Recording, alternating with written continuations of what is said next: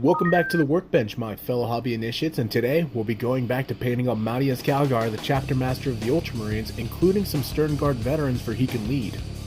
I'll be using the same paint method I used for most of my Ultramarines. You guys seen this painting method with my Space Marine Sergeant from previous video a while back.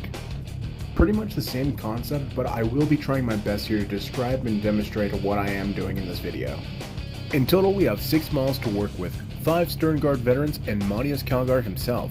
Originally, Calgar had 2 Vortrix honor guard to protect him. I figured we'd change things up and go with a long range tactic here. And thank goodness for green stuff. I was not expecting to accidentally cut the rifle sling to the melt-a-gun. Alright, to start things off, we're going to prime everything Abaddon black for all the models. Sternguard veterans are the first company's elite marksmen. What makes them different from other veterans of the first company is that they pride themselves in marksmanship. That means their weapons and their equipment are mostly specialized for long-range engagement. Now I know this might sound weird pairing that up with marneus calgar, who's in Terminator armor, but hear me out, this would be pretty funny if you go up against a melee-focused opponent and he thinks he's going to get into a fight range with calgar, but in all actuality he's just going to get shot up a lot. Once all of our units are primed Abaddon black, we're going to go ahead and transition over. I will mention that I will be mainly painting calgar here in this video, but along this process I will be also painting the Sternguard veterans in the background. So we're going to move over to the cracked blue.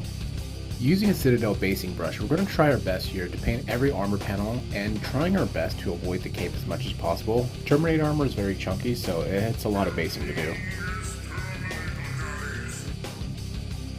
Once calgar and crew is painted with cracked blue, we're going to go ahead and transition over to Corax white, and we're going to paint up the purity seals for calgar, and for the Sternguard veterans it's going to be the armor trim and some of the helmets. Moving right over to Retribuno armor, I'm going to cover a lot of the gold trim, including the shoulder pads and that little Ultramarine symbol on the top. Take your time when using Retribuno armor. Remember, any type of mess ups during this process, don't worry, we can always come back and fix it up later. Can't forget about that shoulder pad with the dual eagle on the side there.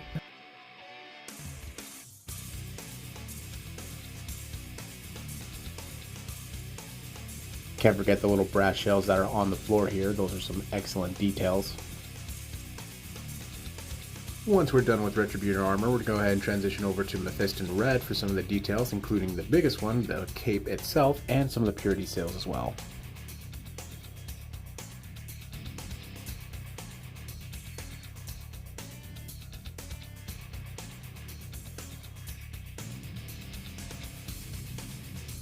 Sadly, we won't have enough time for the process of how I painted the face.